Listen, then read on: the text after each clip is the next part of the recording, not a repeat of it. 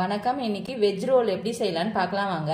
அதுக்கு 10 பீஸ் அளவுக்கு பிரெட்டை நான் இந்த ஓரெல்லாம் கட் பண்ணி வச்சிருக்கேன்.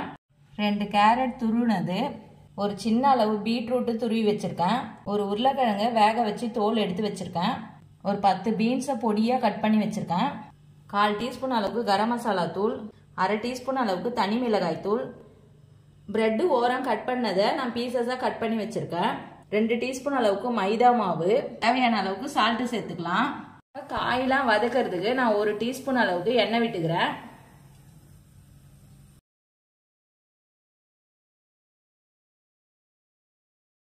காயெல்லாம் சேர்த்து ஒரு 5 நிமிஷம் வதக்கினா போதும். மிளகாய் தூள் சேர்த்துக்கலாம், கரம் மசாலா தூள், தேவையான அளவுக்கு சால்ட் சேர்த்துக்கலாம்.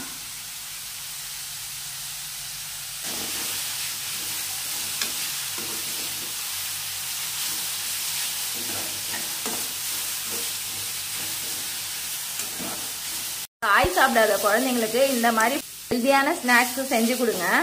எடுத்து வச்சிருக்க இந்த பிரெட் பீஸையும் சேர்த்து கலந்துக்கலாம்.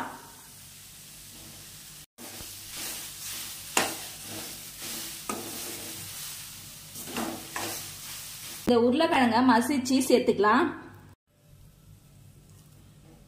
இப்ப இந்த அளவுக்கு நல்லா கலந்துட்டு கேஸ் ஆஃப் பண்ணிக்கலாம்.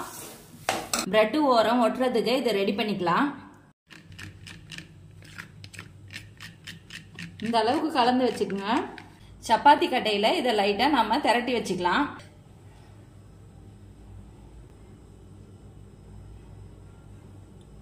இது நல்லா ஆறிடுது.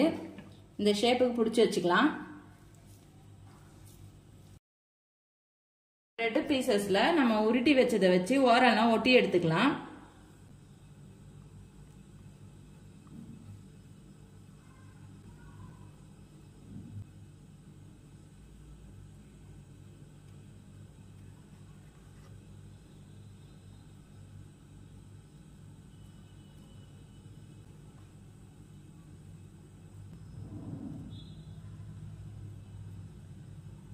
இத மாதிரியே எல்லாத்தையும் ரெடி பண்ணி வச்சுக்கலாம்.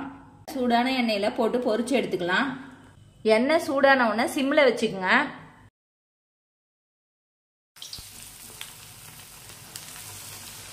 போட்டு ஒரு 5 நிமிஷத்துலயே எடுத்துருங்க, இல்லைன்னா பிரெட் ரொம்ப கருப்பாயிடும்.